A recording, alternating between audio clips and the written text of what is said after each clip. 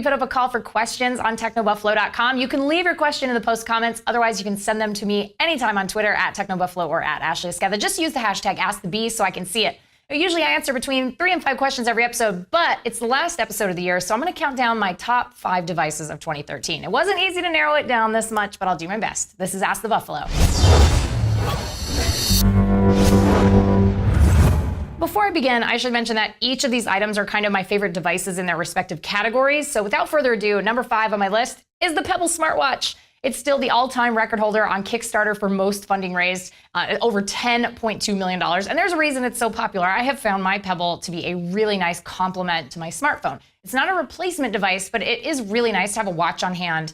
So you're not constantly pulling out your phone at dinner to see who's just emailed you or texted. And I personally use Pebble to decide if I need or want to respond to whatever notification is incoming, as opposed to dedicating time to every single piece of spam that comes through my inbox. That's a really big deal for me, and that alone, not to mention Pebble's really nice, subtle, elegant design, makes it a huge win in my book. Next up, the Moto X. This was actually my smartphone of the year, and as I explained in the article that we wrote, it must seem really weird to see me pick that phone since I love the HTC One and I use the iPhone 5S as my daily driver, but there's a reason for this particular choice.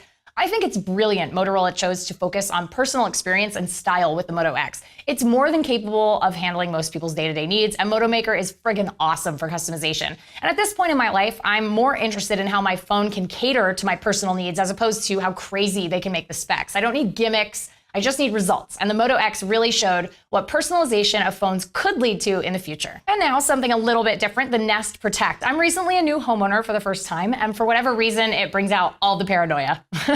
I'm super convinced that my built-in 1955 house is going to go up in flames anytime I'm away from it, or that I'll be murdered by the wall heater emitting carbon monoxide while I sleep. So that's why I am really glad the Nest Protect showed up when it did. Now, I can sleep pretty soundly knowing the Protect will keep its sensors peeled for dangers, and I know that a lot of sensors that are a lot cheaper can do the same thing, but my husband and I like to cook, and sometimes it gets a little smoky inside. I know a lot of people get annoyed at their smoke detectors for being way too overly sensitive, and they take out the batteries but then forget to put them back in, because we've all been there. Now I just wave at the Nest Protect to tell it there's no fire, and I've just simply overheated my saute pan. Up next, the iPad mini with Retina. I didn't actually upgrade my iPad last year because I was interested in the mini, but I didn't want a non-Retina screen, and I also didn't really want an iPad 4th gen since I felt like that 9.7-inch form factor was kind of bulky for me. And I'm really glad I waited a generation because I am super enjoying the iPad mini with Retina. I ended up getting a cellular version, which I've never wanted to do before because it's so portable. I should mention here that the Nexus 7 is also an excellent alternative choice for a smaller tablet if you love Android, and cheaper too. But because I spend a lot of personal time in the iOS ecosystem, an iPad mini made sense for me. Now I can take it around town without needing a second bag, and well, that's something money can't buy, or I guess it can. Last but certainly not least, the Chromecast. This was a pleasant surprise for everybody when it dropped in the summer. $35 to be able to stream media to your TV from your Android phone or tablet. Yes, please.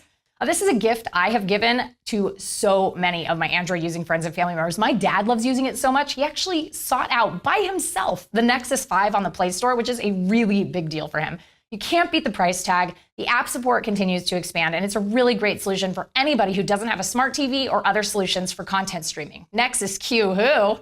Chromecast is where it's at, and its success makes me really excited about the future of devices like this from the competition, and not to mention Google itself, obviously. I gotta take 1 second to thank our friends and sponsors at lynda.com. You can learn it at lynda.com. It's an online learning company with more than 77,000 video tutorials that teach things like software, creative, and business. Membership starts at just $25 a month, and you get 24/7 access to high-quality video courses taught by expert instructors with real-world, actual experience. Videos range from bite-sized tutorials all the way to huge, comprehensive courses in subjects like web design, programming, photography, business, animation, and more. We have a special offer for you guys if you want to check out lynda.com. Techno Buffalo fans get a free 7-day trial by visiting lynda.com/technobuffalo.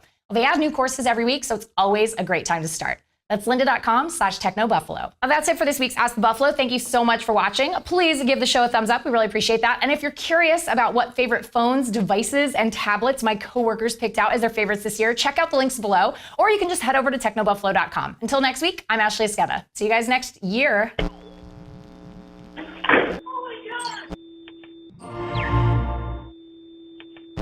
What's up, everyone? It's Ashley. Thanks so much for watching that most recent video. If you enjoyed it, please click on the word subscribe right underneath me to get tons of more tech videos from us here at TechnoBuffalo. We've got unboxings, comparisons, reviews, recaps, and everything else you can think of here on the channel. Now, if you're in the mood for more technology, just click right over here to check out some of our most recent videos. See you next time, humans.